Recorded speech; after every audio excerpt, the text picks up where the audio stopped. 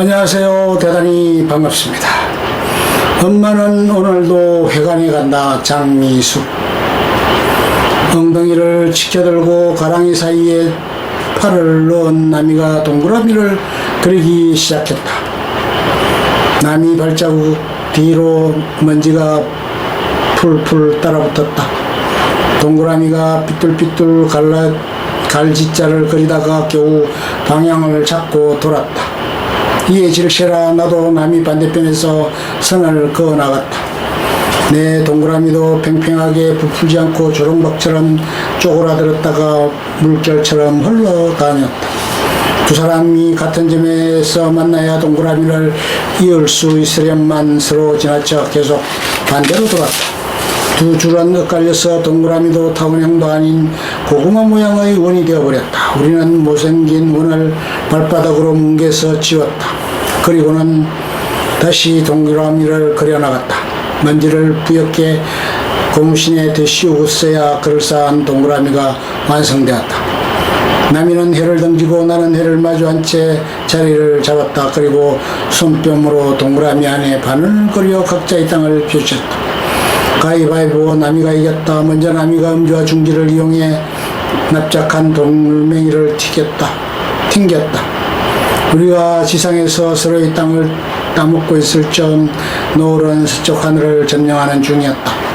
노을 사이로 해가 숨어들고 어둠이 마을 뒷산의 옷자락을 펼치기 시작했다. 나미야, 얼른 와서 밥 먹으라잉. 내가 땅을 더 많이 차지해 신바람이 나 있을 때 골목 끝에서 나미 엄마 목소리가 우렁우렁 바람을 타고 왔다.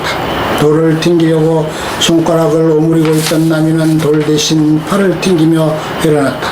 나 먼저 간다. 바람을 몰고 가버린 나미 땅에는 돌멩이만 덩그러니 남았다.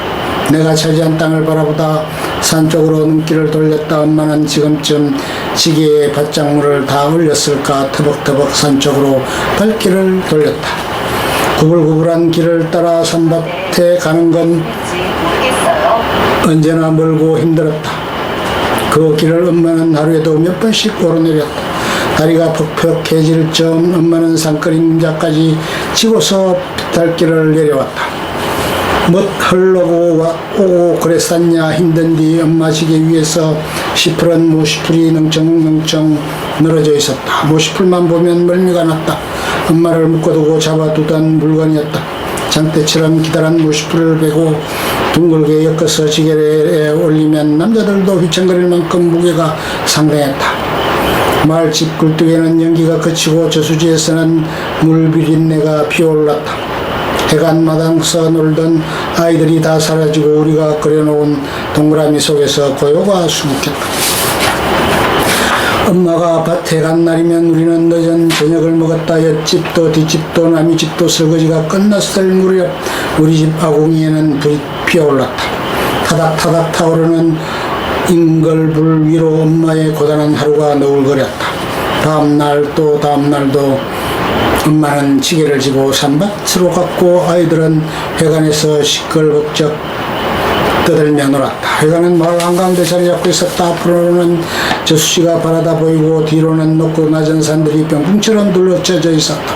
담벼락과 넓은 마당이 있어 아이들이 놀기에는 그만이었다. 회관 뒤에는 온통 논이었고 안쪽에는 바람소리를 신들리게 연주하는 대나무숲이 있었다. 회관에서는 숨바꼭질이 제격이었다. 스물꽃이 많아 순례가 되면 아주 낭패였다.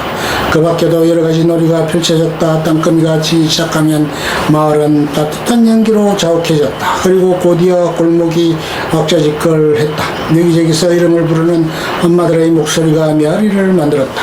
밥 먹어라, 밥 먹어라, 밥 먹어라.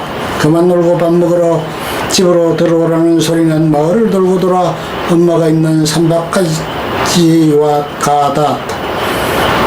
그때야 엄마는 일을 끝내고 휘청휘청 산에서 내려왔다. 다른 집은 아버지들이 힘든 일을 해주었지만 아버지가 병으로 부재 중이었던 우리 집에는 엄마가 모든 걸 감당했다. 단짝이었던 남이 집 노는 우리 밭 밑에 있었다. 그곳에는 남이 아버지가 허리를 구부리고 풀을 뱉다. 엄마의 밭에는 뱀도 살고 군뱅이도 살고 외로움과 슬픔도 살았다. 남이와 나는 외관에서 놀다가도 가는 길이 달랐다. 남이는 충충거리며 집이 있는 골목으로 사라졌고 나는 밭으로 향했다. 어떤 날은 모시풀을 머리에 이고 엄마를 따르기도 했다. 어쩌다가 엄마가 동생과 내 이름을 부르며 회관에 올 때도 있었다. 그런 날이면 내 공깃돌은 5개가 사이좋게 손 안으로 쏙 들어왔다.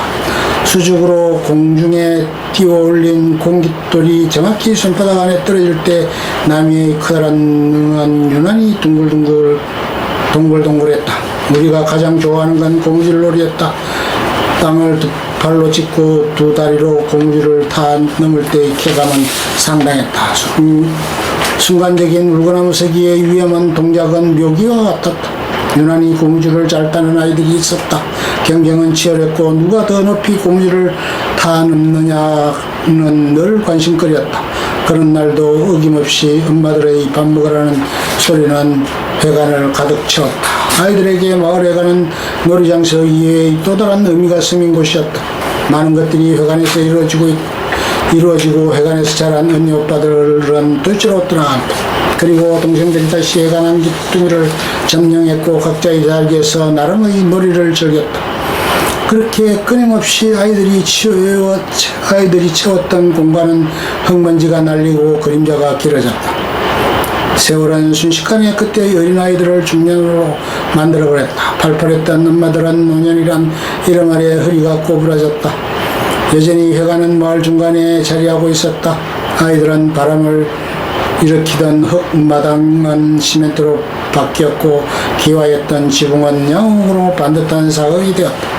간판에는 마을회관 대신 마을복지관이란 명칭이나 붙었다. 난장으로 떠들썩하던 젊은 대신 복지가 필요한 늙음의 공간이 되었다. 엄마들은 이제 흐릿한 눈으로 화투배를 돌린다. 화투로 10원짜리 땅 따먹기와 공기놀이를 한다. 흙이 날리는 대신 오래된 먼지가 구석에서 풀썩거린다.